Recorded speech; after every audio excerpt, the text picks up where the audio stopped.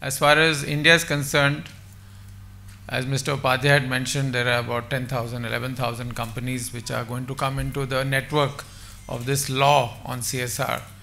But we have 100 million MSMEs, micro, small, medium enterprises. 80% are in agriculture and 20% in manufacturing and services.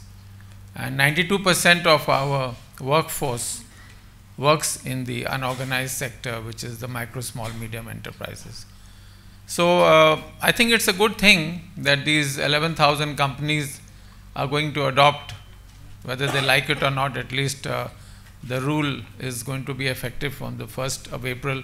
Many of them may not indulge in any CSR, so they will report in their annual report that we have not done anything. At least they will, if they have some decency and shame, when they write that, they will think twice and they probably would like to spend some money on CSR.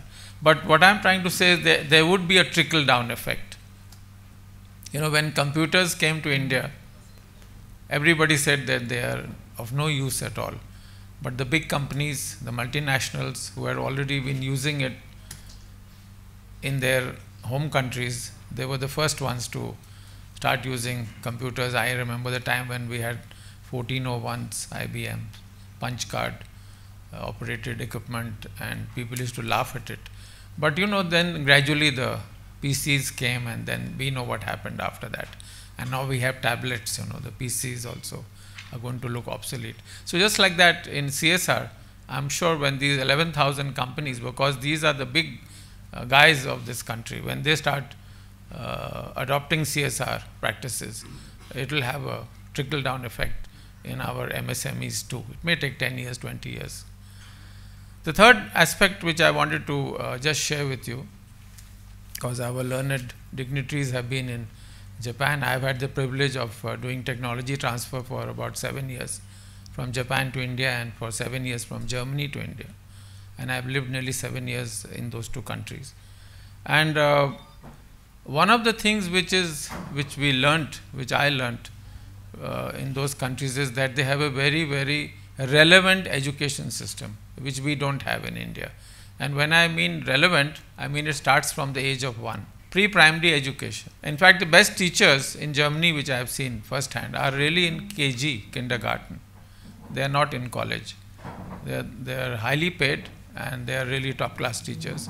And they teach the human values and other essentials of life to the children.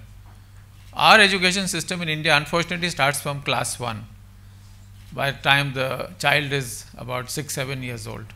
So really the child has the first 6-7 years of the child, where 90% of the brain is developed, that time is completely wasted.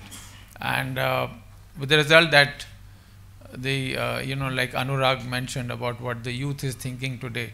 I mean, we are really turning out robots. We're not turning out human beings anymore from our school system by far and large. You see, I'm looking at the India which is in the villages also. I'm looking at the India which is in semi-urban areas. I'm looking also at, because we operate in 12 Indian languages, our NGO, and we are 24 years old. So there is a big distortion which needs to be improved. I'm not saying that it is useless, but what I'm saying, there's a lot of scope for improvement. And unless it starts from pre-primary and school education, I think this CSR effectiveness will not be of the desired level. One more aspect which I thought I'll mention as far as inclusive growth is concerned. Google in India operates in 9 Indian languages. Oracle operates in 11 Indian languages. MS Office, I believe, is in more than 15 Indian languages. But if you look at the websites of the Government of India, the central ministries, they're all in English. And English penetration in India is less than 7%. So I really do not know for whom they are writing all that stuff on their websites. I think they have to understand that English is not the language of the Indians of this country. And they have to go to the Indian languages. whether they like it or not. The sooner they do, the better. The same goes for the chambers of commerce. I am a member of 8 chambers in India, and all the websites are in English.